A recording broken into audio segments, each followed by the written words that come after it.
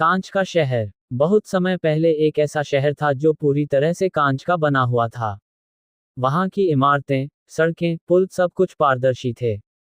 ये शहर देखने में तो बहुत सुंदर था, लेकिन यहाँ के लोगों को हमेशा सावधानी बरतनी पड़ती थी क्योंकि एक छोटी सी गलती से सब कुछ टूट सकता था। शहर के बीचों बीच एक विशाल कांच का महल था, जहां राजा विवेकेंद्र रहते थे। राजा विवेकेंद्र को उनकी समझदारी और न्यायप्रियता के लिए पूरे राज्य में जाना जाता था। लेकिन उनकी एक अजीब शर्त थी, शहर में झूठ बोलना सख्त मना था। जिसने भी झूठ बोला, उसका प्रतिबिंब कांच की दीवारों पर धुंधला हो जाता था और लोग उसे पहचान लेते थे। एक दिन शहर में एक अनजान व्यापारी आया।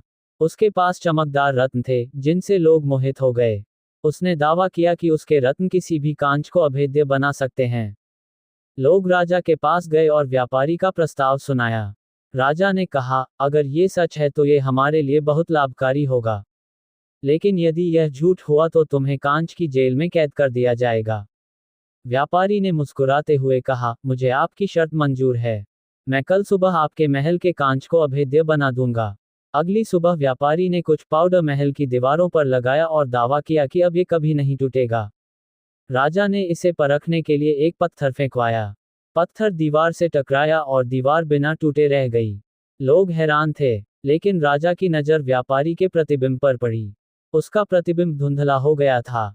राजा ने समझ लिया कि कुछ तो गड़बड़ है।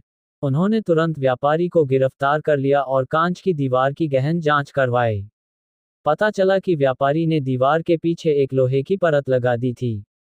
राजा ने कहा, इस शहर में झूठ की कोई जगह नहीं है। व्यापारी को सजा दी गई, और लोगों ने फिर कभी किसी झूठे व्यक्ति पर विश्वास नहीं किया। इस घटना के बाद शहर और भी पारदर्शी हो गया।